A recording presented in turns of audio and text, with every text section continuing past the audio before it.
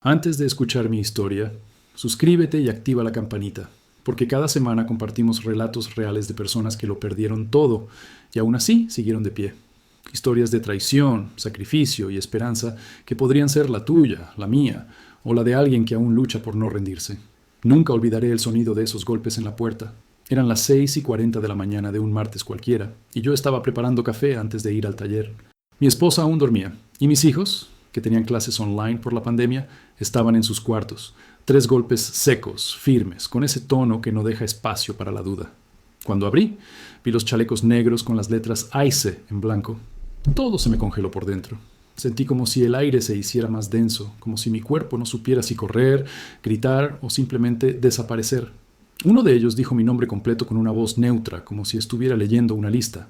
Miguel Hernández López, you are under arrest.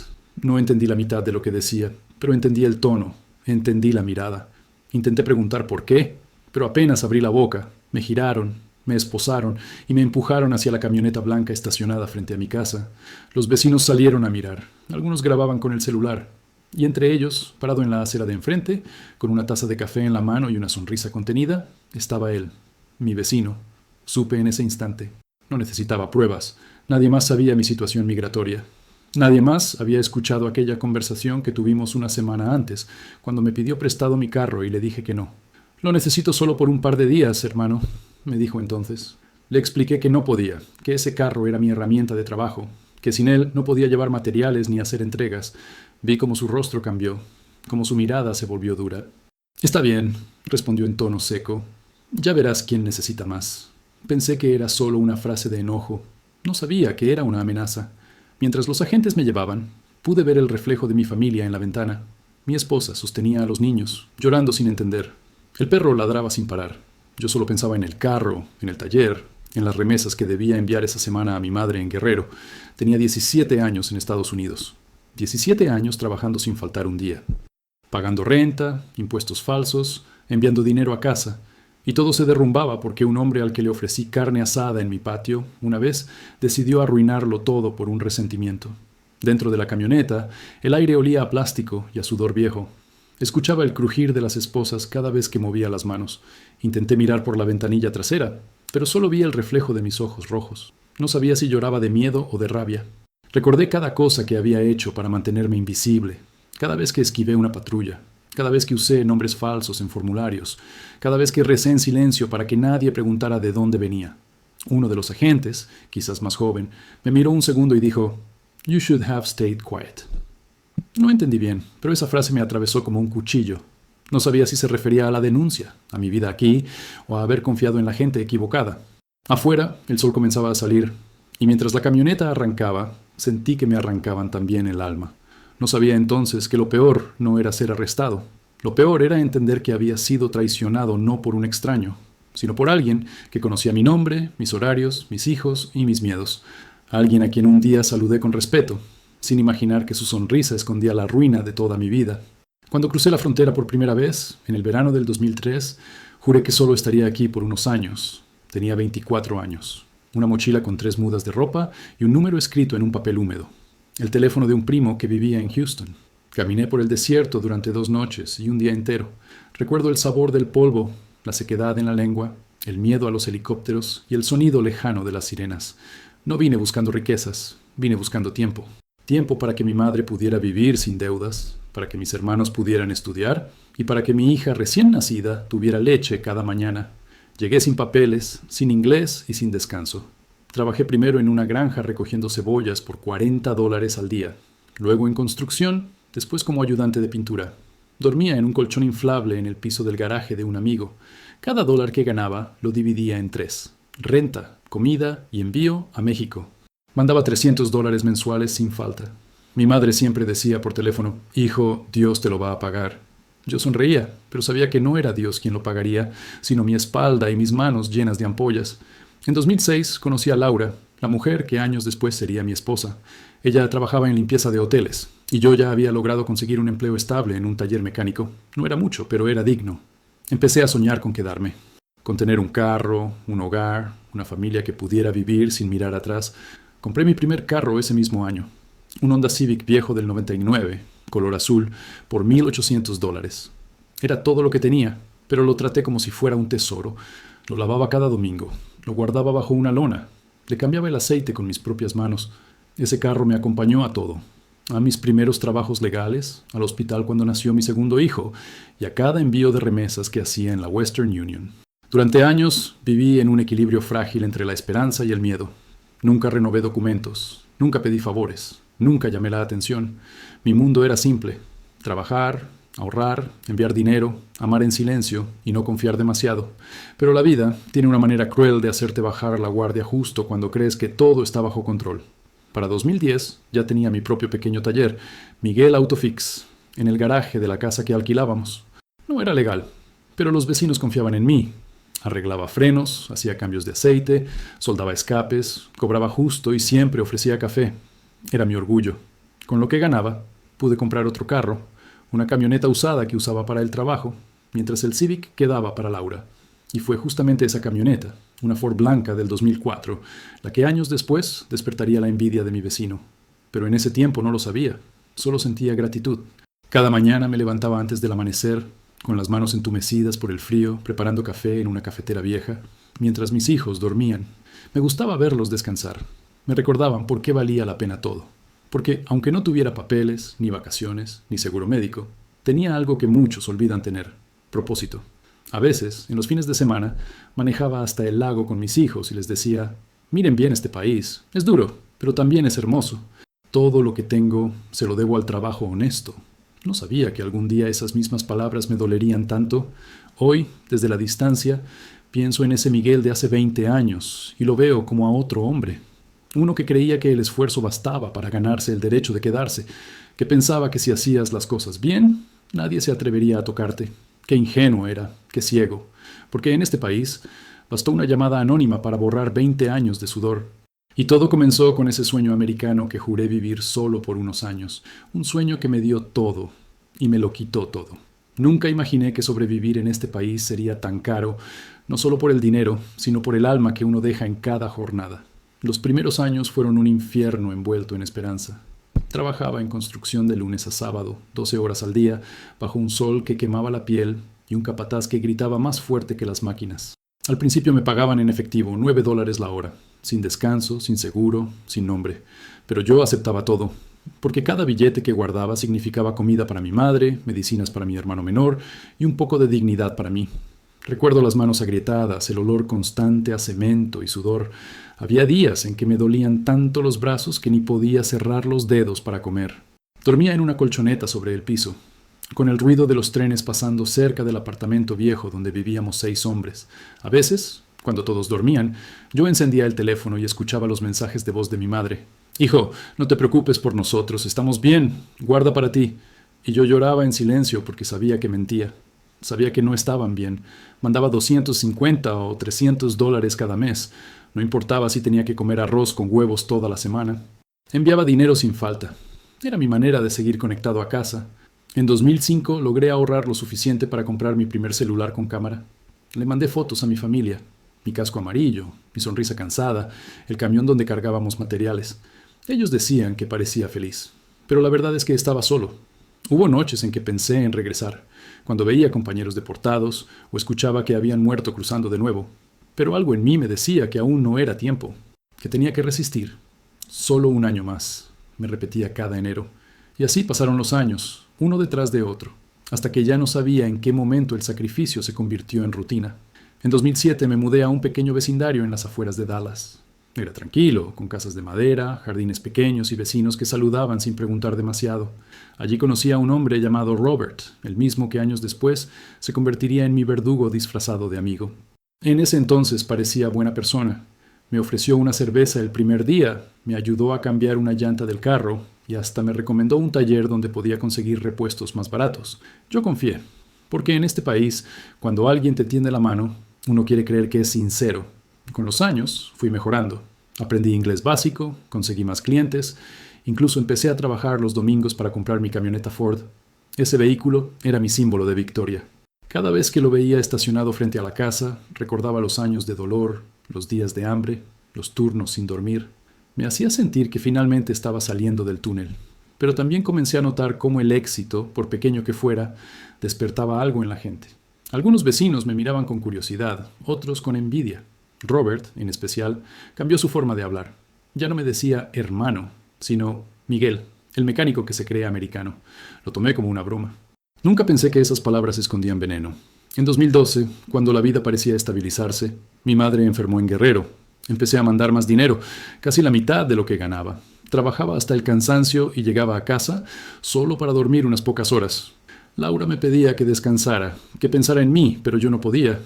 Cada dólar enviado era una promesa cumplida. Nunca imaginé que esas mismas remesas, símbolo de amor y sacrificio, serían también el precio de mi caída. Los primeros años fueron mi escuela. Me enseñaron a resistir, a desconfiar, a amar sin presencia. Me hicieron más fuerte, pero también más vulnerable, porque cuando uno se acostumbra al dolor, deja de ver el peligro.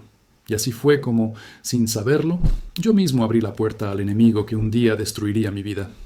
Robert se mudó al lado de mi casa en el otoño de 2007, justo cuando las hojas empezaban a cubrir las calles y el aire olía a madera quemada. Era un hombre de unos 40 años, blanco, de hablar rápido, con una sonrisa fácil que parecía esconder algo, aunque en ese tiempo no supe verlo.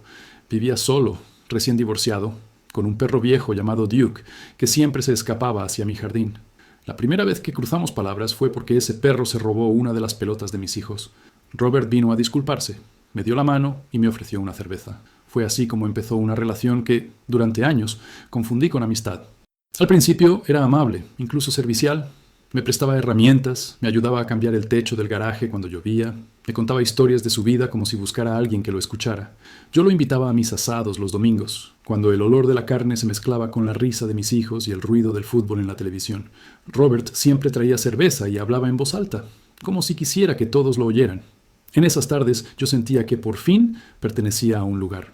Con el tiempo empezó a confiarme cosas personales. Me contaba de su exesposa, del trabajo que había perdido, de sus deudas. A veces se quedaba bebiendo hasta tarde y me decía que envidiaba mi vida. Tú lo tienes todo, Miguel. Familia, trabajo, casa. Yo ni siquiera tengo a quién llamar. Yo me reía y le decía que no era para tanto, que también tenía mis problemas. Pero dentro de mí, sus palabras sonaban extrañas, como si detrás del elogio hubiera algo más. En 2015, Robert empezó a pedirme favores. Primero fue que lo ayudara a cambiar el aceite de su camioneta, luego que le arreglara los frenos, después que lo llevara a comprar repuestos. Yo siempre accedía, sin cobrarle nada.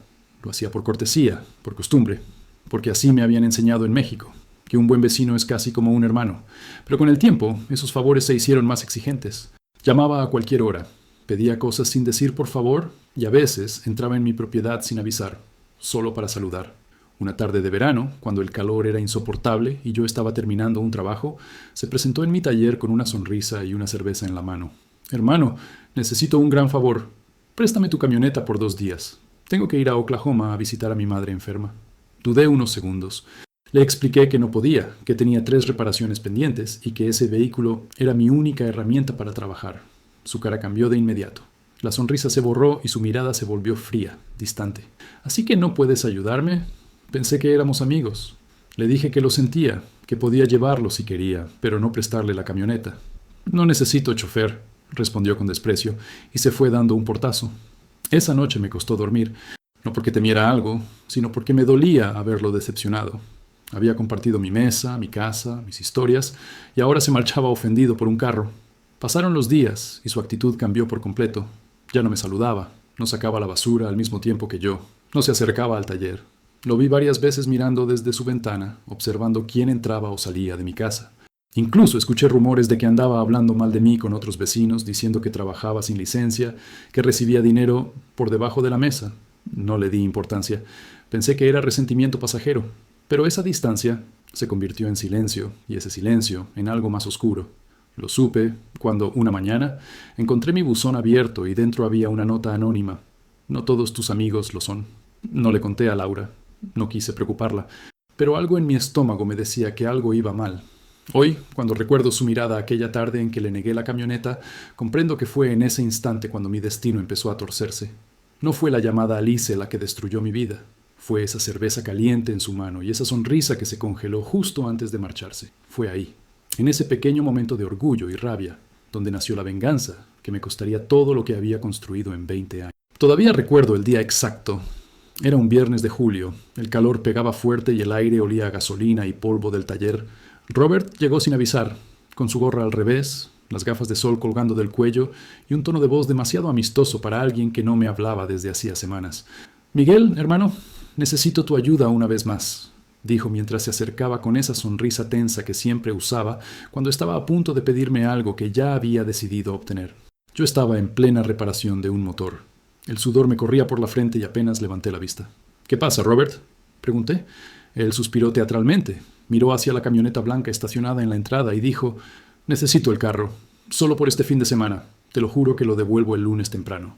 Su tono era casi suplicante, pero sus ojos tenían algo distinto. Había una especie de exigencia silenciosa, una convicción de que tenía derecho a pedírmelo.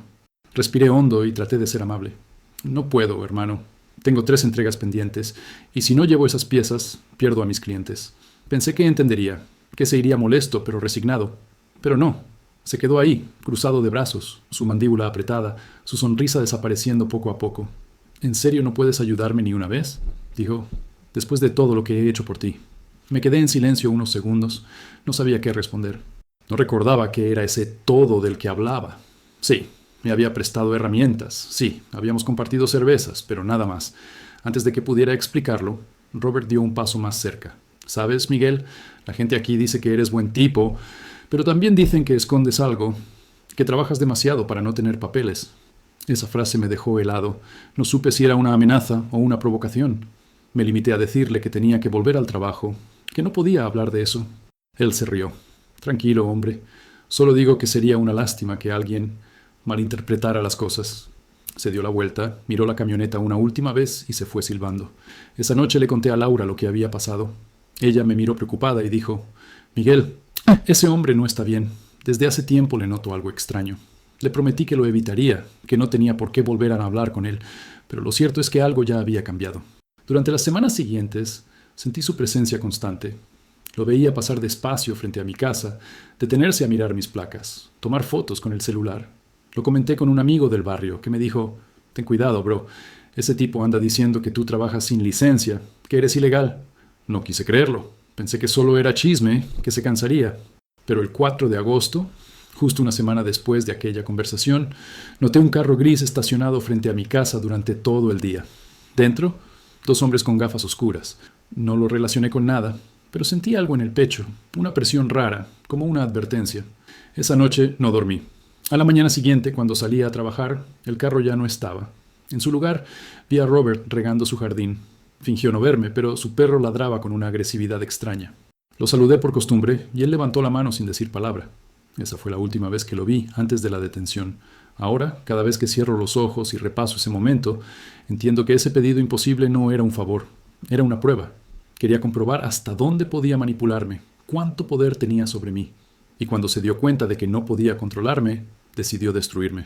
En la vida de un inmigrante no hay margen para errores. No puedes tener enemigos, no puedes provocar celos, no puedes confiar. Lo aprendí demasiado tarde. A veces, los que parecen tus amigos no quieren verte caer, solo quieren ver qué tanto puedes soportar antes de hacerlo. 3 días antes de que llegaran los agentes del IC, el aire en el vecindario se sentía distinto, como si el silencio pesara más de lo normal. Laura me dijo que alguien había estado estacionando un carro oscuro al final de la calle, siempre con el motor encendido, siempre en las mismas horas. Yo no le di mucha importancia. Pensé que sería un vecino nuevo o un repartidor perdido, pero en el fondo algo me decía que algo se estaba moviendo detrás de mí, algo invisible que llevaba tiempo preparándose para caer. El miércoles por la tarde, mientras trabajaba bajo el sol, sonó mi teléfono. Era un número desconocido. Dudé en contestar, pero al final lo hice. Una voz femenina habló en inglés rápido, casi mecánico, mencionando mi nombre completo y una dirección. No entendí todo, solo las palabras investigación y inmigración. Sentí como se me helaba el cuerpo. Traté de preguntar quién llamaba, pero ya habían colgado. Me quedé parado en medio del taller, con el celular temblando en la mano y el corazón golpeando como martillo. Esa noche no cené. Me quedé en el sofá con la televisión encendida, mirando sin ver. Laura trató de calmarme, pero mis pensamientos eran un laberinto de posibilidades. ¿Cómo sabían mi dirección exacta? ¿Quién podía haber dado mi nombre? No tenía enemigos. Al menos eso creía. Pero cuando miré por la ventana y vi la silueta de Robert fumando en su porche, observándome entre las sombras, supe que ya no podía engañarme más. Al día siguiente, fui al taller temprano, intentando distraerme con el trabajo. Pero cada ruido de motor, cada sirena a lo lejos me hacía brincar. Revisé mis documentos falsos una y otra vez. Todo parecía en orden. A las 4 de la tarde recibí un mensaje de mi amigo Javier, el del taller vecino. Bro, escuché algo raro. Alguien preguntó por ti. Dijo que te están investigando. Sentí un nudo en el estómago. No respondí. Guardé el teléfono y seguí trabajando en silencio hasta que cayó la noche. Esa fue mi última noche libre. A la mañana siguiente los golpes en la puerta me despertaron. 3 golpes secos, seguidos de un grito. Immigration Enforcement, open the door. El resto fue un borrón. Los pasos apresurados, el llanto de Laura, el sonido del metal en mis muñecas, pero lo que nunca se me borra es la imagen del vecino mirando desde su ventana, con esa satisfacción muda que solo tiene quien cree haber hecho justicia, cuando en realidad ha cometido una crueldad. Después supe, por un amigo que trabajaba en la alcaldía, que la denuncia había sido anónima, enviada desde un número local con un correo falso. Pero lo que más me destruyó fue el detalle que me confirmó lo que ya sabía. La denuncia describía con precisión la marca, el modelo y las placas de mi camioneta. Solo una persona las conocía. Solo Robert sabía esos números. Durante las horas que pasé en la camioneta de Lice, esposado y en silencio, repetía su nombre una y otra vez, como si decirlo pudiera cambiar algo. Sentía la rabia arder en mi pecho, mezclada con un miedo más grande que nunca había sentido antes. No sabía a dónde me llevaban, ni cuánto tiempo estaría encerrado, ni si volvería a ver a mis hijos. Pero lo que sí sabía era que mi vida había sido destruida con una llamada fría, anónima, sin rostro. En los días siguientes, mientras estaba detenido, pensaba en cómo una simple decisión, negarle un carro a alguien, podía costarte todo. Cómo un solo gesto de orgullo o desconfianza podía convertirte en enemigo de quien más aparentaba ser tu aliado. Y en esos pensamientos comprendía algo que duele aceptar. El odio no siempre viene de los extraños.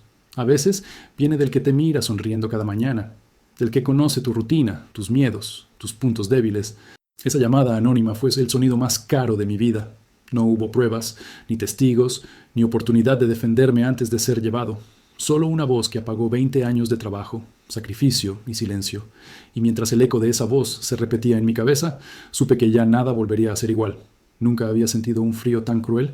Ni siquiera en los inviernos de Dallas, cuando trabajaba hasta tarde en el taller con las manos heladas. Pero el frío del centro de detención era distinto. Era un frío que venía del metal, del miedo, del silencio. Apenas entré, me quitaron el cinturón, los cordones de los zapatos y el reloj que Laura me había regalado en nuestro 10º aniversario.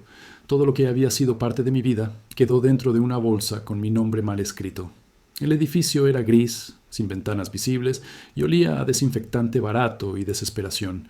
Había un zumbido constante, como el sonido de un motor lejano que nunca se apagaba. Nos hicieron caminar en fila, esposados, sin mirar atrás. Éramos hombres de todas partes. Mexicanos, guatemaltecos, hondureños, venezolanos, algunos asiáticos, todos con el mismo rostro de incredulidad, de cansancio, de derrota. Me asignaron a una celda con otras 8 personas. Las literas estaban pegadas a la pared y la luz nunca se apagaba. Un guardia alto y rubio gritaba órdenes en inglés, pero yo apenas entendía algunas palabras. Aprendí rápido a no preguntar nada, a moverme despacio, a no destacar. Cada movimiento era observado, cada palabra podía ser malinterpretada. El tiempo allí no se medía en horas, sino en esperas. Esperas para comer, para dormir, para ser llamado, para escuchar un nombre que nadie pronunciaba bien. El primer día no comí. El estómago se me cerró al ver la bandeja metálica con arroz pegado y carne de color indefinible. El café sabía a agua sucia. A mi lado, un hombre mayor, salvadoreño, me dijo en voz baja: «Come, hermano. Aquí uno se acostumbra o se muere». Tenía los ojos hundidos, la barba blanca y una calma que solo da la resignación. Por las noches escuchaba a los demás llorar en silencio. Algunos rezaban, otros hablaban dormidos, repitiendo nombres de hijos, esposas, madres. Yo me quedaba despierto mirando el techo, recordando la cara de mis hijos cuando los agentes me llevaron. Pensaba en Laura, en cómo estaría pagando la renta, en si alguien la ayudaría con los niños. Me dolía imaginarla sola, rodeada de un vecindario que ahora la miraría como si fuera culpable de algo. Pasaron los días o las semanas. Perdí la noción del tiempo. No había relojes, ni ventanas, ni noticias. Un día nos sacaron para entrevistas. Una mujer con una carpeta llena de papeles me habló sin mirarme a los ojos. Me preguntó sobre mi entrada al país, mi trabajo, mis documentos. Le conté todo, sin ocultar nada. Cuando terminé solo dijo: «We'll see what happens». Eso fue todo. Ni consuelo ni explicación. A veces nos dejaban salir al patio, un rectángulo cercado con alambre de púas. El cielo parecía tan lejos que dolía mirarlo. Algunos caminaban en círculos, otros se sentaban en el suelo. Yo solo me quedaba quieto, con las manos en los bolsillos imaginarios de un pantalón sin cordones. En esos momentos entendí que la libertad no era solo moverse sin cadenas, sino poder decidir a quién mirar, qué decir, qué callar. Una tarde, uno de los detenidos me reconoció. Era un cliente antiguo del taller.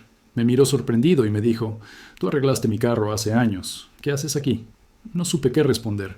Solo bajé la cabeza y dije: «Lo mismo que todos, sobrevivir».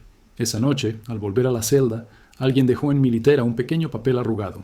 No tenía nombre, solo una frase escrita con lápiz: «Dios no olvida al que trabaja con el corazón».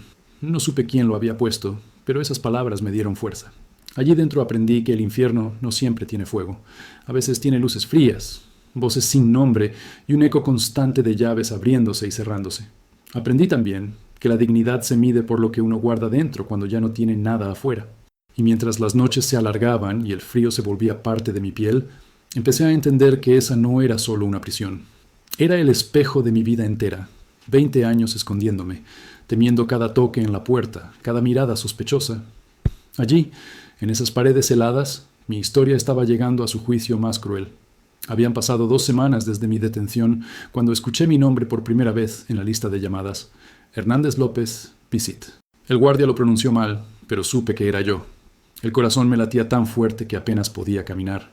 Pensé que tal vez era mi esposa, o mi abogada, o algún amigo del barrio que había venido a ayudar. Pero cuando crucé la puerta del área de visitas y vi a Javier, supe que no venía con buenas noticias.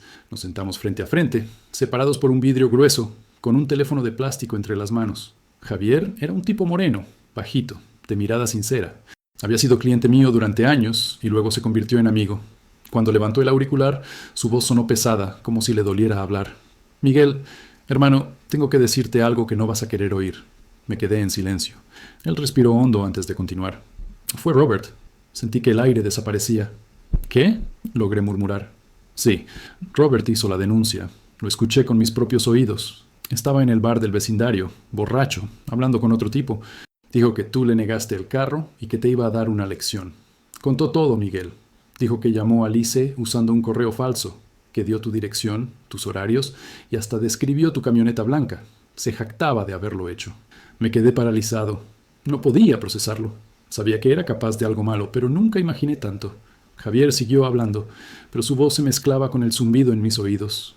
Todo giraba dentro de mi cabeza. Vi su cara, su sonrisa, su maldito perro corriendo por mi jardín, su vaso de cerveza sobre mi mesa. Todos los recuerdos se convirtieron en cuchillos.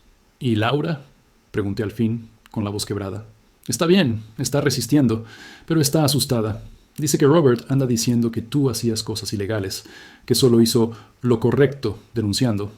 Sentí una rabia tan profunda que me dolieron los dientes de apretar la mandíbula. Golpeé la mesa con el puño, pero el guardia se acercó de inmediato. Javier bajó la mirada. «Tranquilo, hermano, no hagas nada. Ella está buscando ayuda legal, pero es difícil. Dicen que tu caso está complicado». Me quedé mirando el vidrio, viendo mi propio reflejo. Parecía un desconocido, ojeras profundas, barba crecida, los ojos vacíos. Recordé cada vez que lo ayudé, cada pieza que arreglé gratis, cada comida que compartimos. ¿Por qué? ¿Por qué alguien haría algo así? ¿Por orgullo? ¿Por envidia? ¿Por simple maldad? Después de que Javier se fue, me llevaron de regreso a la celda. Caminé en silencio, sin mirar a nadie. Esa noche no dormí. Me quedé sentado en la litera, mirando el suelo, mientras los demás roncaban o lloraban en voz baja. Sentía que algo dentro de mí se había roto de forma irreversible, y no era solo la traición. Era la sensación de haber sido ingenuo, de haber confiado en un monstruo. Los días siguientes pasaron como un borrón. Ya no comía, apenas hablaba. Algunos compañeros me decían que rezara, que el perdón traía paz. Pero, ¿cómo perdonar algo así? ¿Cómo perdonar a quien destruyó a tus hijos, a tu esposa, a tu madre, solo por una rabia pasajera? No hay oración que limpie eso. Un domingo, mientras todos estaban en el comedor, me quedé solo. Un guardia pasó frente a mi celda y me lanzó un sobre. No tenía remitente. Lo abrí con las manos temblorosas. Dentro había una hoja doblada con una sola línea escrita a mano. «Dios ve lo que los hombres esconden». No sé quién lo envió, pero esas palabras me atravesaron como un rayo. Tal vez era una señal, o tal vez era solo una coincidencia. Pero algo cambió en mí ese día. Empecé a escribir en un cuaderno pequeño que había conseguido. Escribía todo. Los recuerdos, los nombres, los días, el olor del metal, las voces, la rabia. Era mi forma de no volverme loco. Escribía también sobre Robert. No con odio, sino con una precisión fría, como quien disecciona un recuerdo. Necesitaba entenderlo. Necesitaba transformarlo en algo que no me devorara por dentro. Con el tiempo, esa traición dejó de ser solo una herida.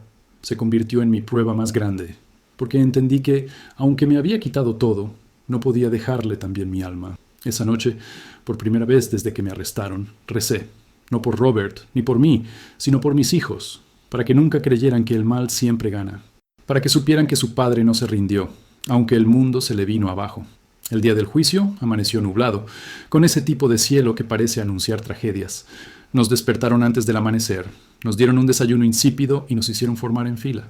Las esposas en las muñecas, las cadenas en los tobillos, el eco de los pasos sobre el pasillo de concreto. Sentía que cada sonido me hundía más.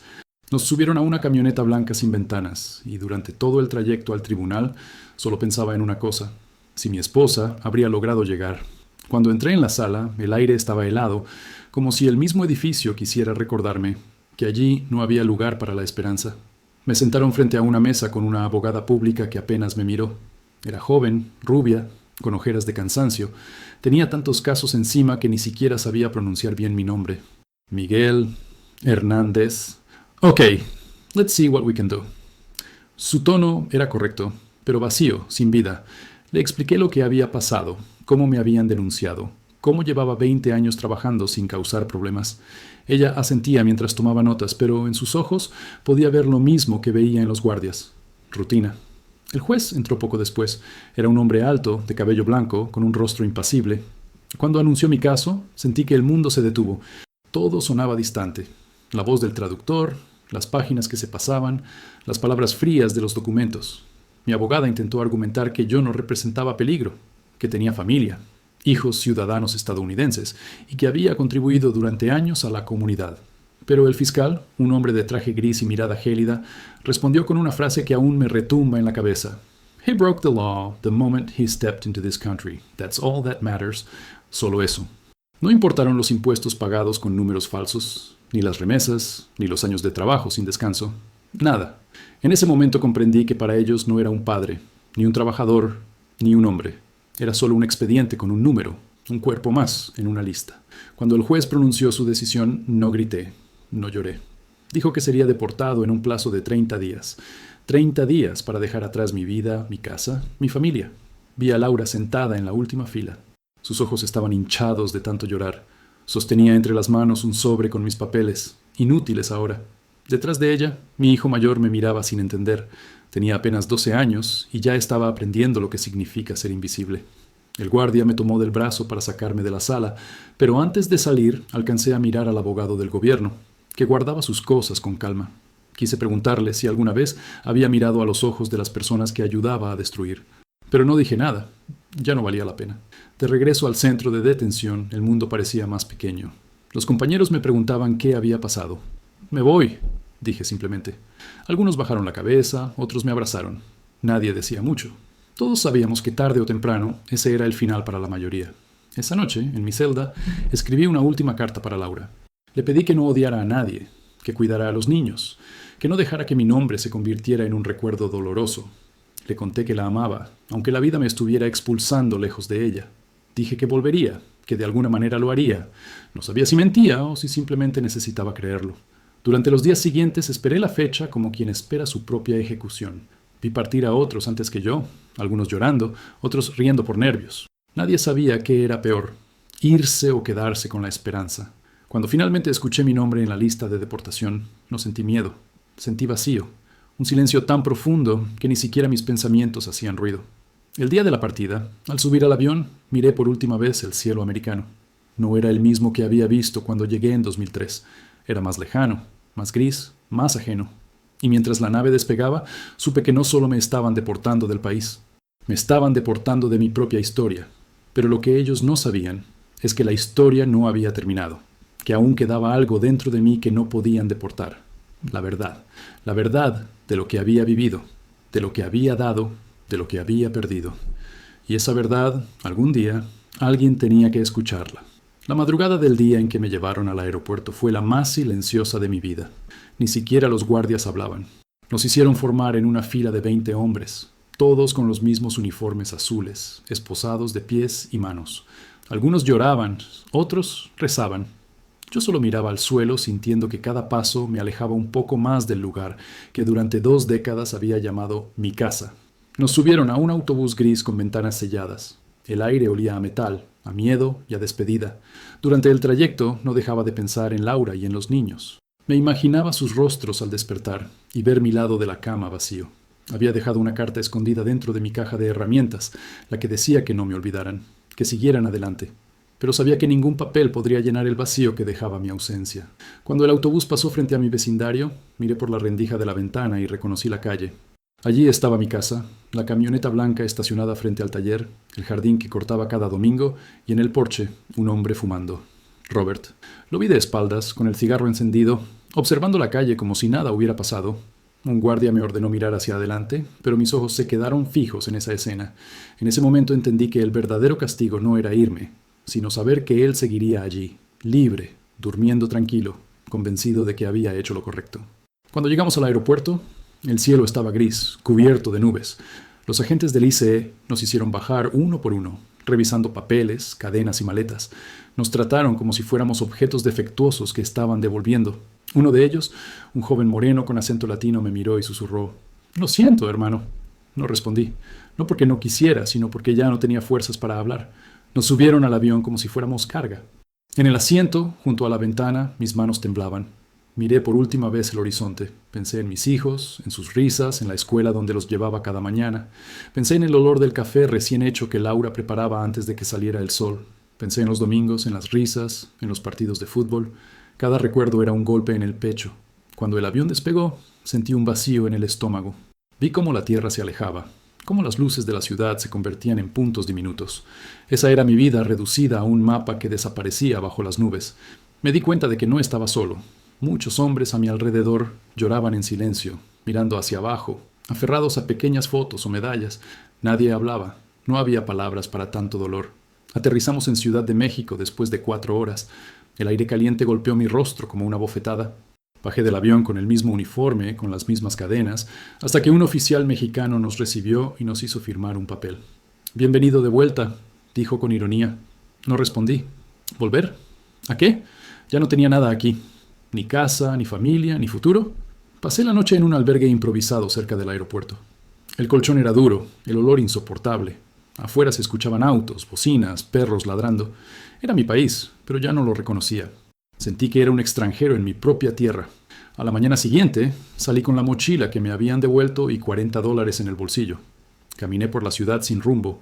Vi los mercados, los puestos de comida, la gente apurada. Todos parecían seguir con sus vidas, mientras la mía se había detenido. Tomé un autobús hacia Guerrero, hacia el pueblo donde había nacido. Durante el viaje, las montañas pasaban lentas, cubiertas de neblina. Recordé los días en que me fui, joven y lleno de ilusiones, creyendo que algún día volvería triunfante. Cuando llegué, el pueblo era el mismo, pero yo no. Las calles de tierra, las casas viejas, el olor a leña quemada. Mi madre me recibió con lágrimas, abrazándome con la fuerza de quien teme que se rompa lo que ama. «Te tengo de nuevo, hijo», dijo entre sollozos. Pero yo no sentí alivio, sentí vergüenza, no por haber fracasado, sino por no haber podido cumplir mi promesa. Esa noche, mientras cenábamos en silencio, el sonido de los grillos llenaba la casa. Miré mis manos agrietadas, las mismas que habían trabajado 20 años sin descanso, y me di cuenta de que, aunque había perdido todo, aún respiraba. Y tal vez, solo tal vez, eso significaba que no todo estaba perdido. Me dormí con una frase rondando mi cabeza.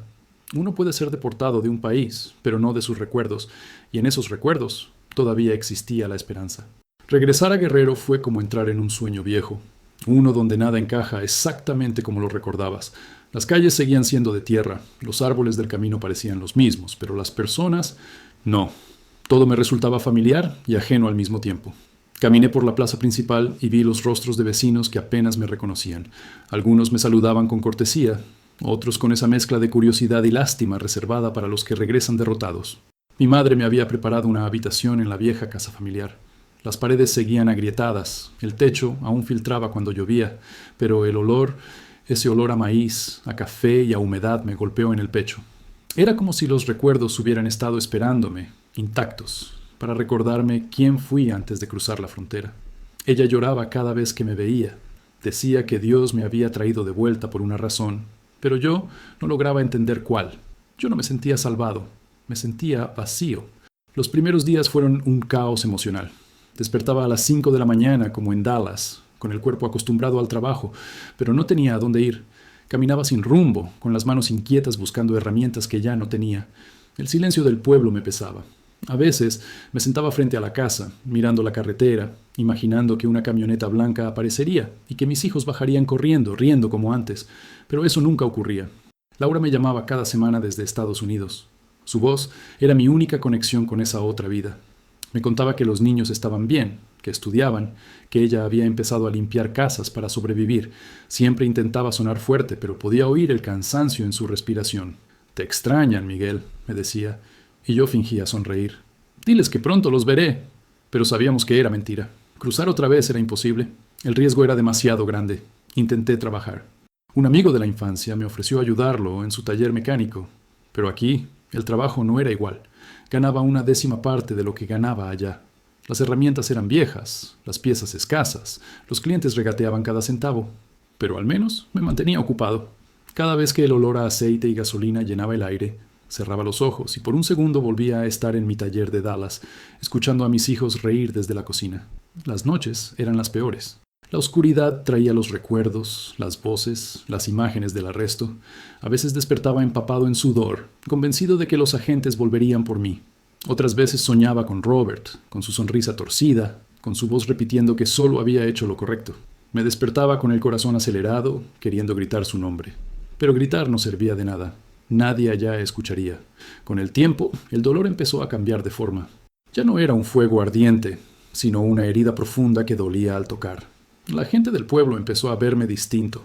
Algunos me pedían consejos, otros querían que les contara cómo era la vida allá. Nunca sabía qué decirles. ¿Cómo explicar que el sueño americano no se trata solo de dinero, sino del peso constante del miedo? ¿Cómo contarles que se puede trabajar 20 años y perderlo todo por una sola llamada? Un día, mientras revisaba un motor viejo en el taller, un muchacho joven se acercó. Tendría unos 18 años, flaco, con los ojos llenos de ilusión. «Don Miguel», me dijo, «dicen que usted vivió en Estados Unidos. ¿Es cierto que allá todo es mejor?»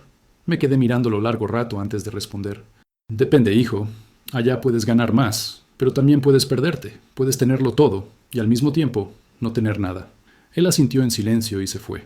Esa conversación me dejó pensando toda la noche. Tal vez mi regreso no era solo un castigo, sino una lección. Tal vez Dios me había traído de vuelta para recordar a otros lo que cuesta olvidarse de dónde uno viene.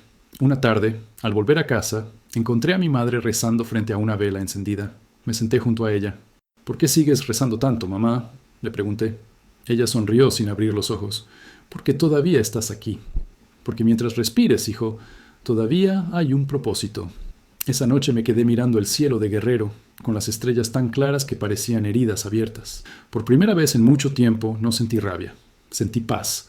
Tal vez no tenía un país, ni papeles, ni taller, pero seguía teniendo un corazón que sabía amar, trabajar y resistir. Y eso, comprendí, era más fuerte que cualquier frontera. Han pasado 5 años desde aquella mañana en que me arrancaron de mi casa en Dallas, 5 años desde que vi a mis hijos por última vez, desde que sentí la mano de Laura apretando la mía mientras los agentes me llevaban. A veces me parece que fue ayer, a veces me parece que fue en otra vida. Aquí, en Guerrero, el tiempo no corre igual. Las horas se estiran con el calor del mediodía y las noches llegan despacio, llenas de grillos y recuerdos que no dejan dormir. Durante mucho tiempo viví con rabia. Soñaba con vengarme, con encontrar la manera de hacerle pagar a Robert todo lo que me quitó. Pero la rabia es un veneno que no mata al enemigo, sino a uno mismo. Lo entendí un día en que fui al cementerio con mi madre. Caminábamos entre las tumbas cuando ella se detuvo frente a una cruz sin nombre y dijo: «Aquí está enterrado un hombre que no supo perdonar. Murió solo, lleno de odio». Me miró en silencio y no tuvo que decir más. Esa frase me acompañó durante semanas. Poco a poco comencé a escribir mi historia, no por rencor, sino por necesidad. Cada palabra era una forma de liberar lo que me quemaba por dentro. Escribía en las noches con una vela encendida y el sonido de los insectos afuera. Escribía para que mis hijos algún día entendieran quién fui, lo que hice, lo que perdí y lo que aún conservo. No quería que recordaran a su padre como un hombre vencido, sino como alguien que luchó hasta el final. A veces, Laura me llama por videollamada. Nuestros hijos ya son casi adultos. Mi hijo mayor trabaja en una tienda y mi hija menor toca la guitarra. Cuando los veo en la pantalla, siento una mezcla de orgullo y dolor. Ellos hablan inglés entre ellos, y a veces tienen que buscar palabras en español para hablar conmigo. Eso me parte el alma, pero también me da esperanza. Son de dos mundos, y quizá por eso no pertenecerán completamente a ninguno, pero serán libres, más de lo que yo fui.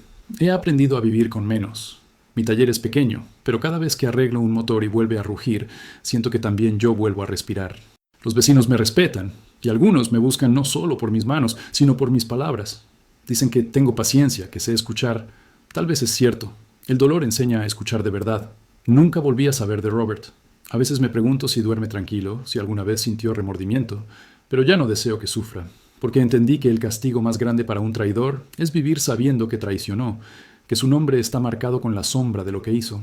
Y la vida, tarde o temprano, le devuelve a cada uno lo que siembra.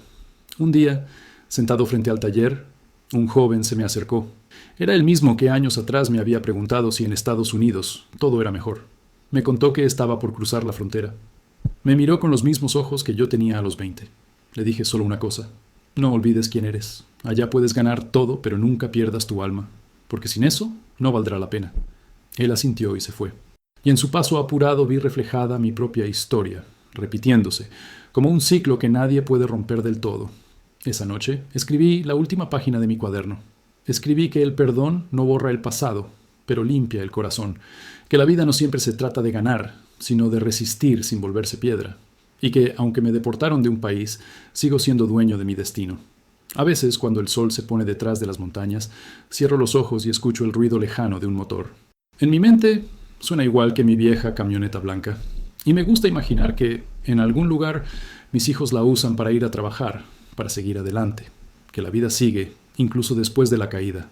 Si esta historia llega a alguien que esté lejos de casa, trabajando en silencio, enviando dinero con sacrificio, solo quiero decirle esto: no dejes que el miedo ni la traición te definan. Puedes perderlo todo, pero mientras sigas creyendo en ti, nunca estarás verdaderamente perdido. Porque al final, la verdadera frontera no está en los mapas, está en el corazón.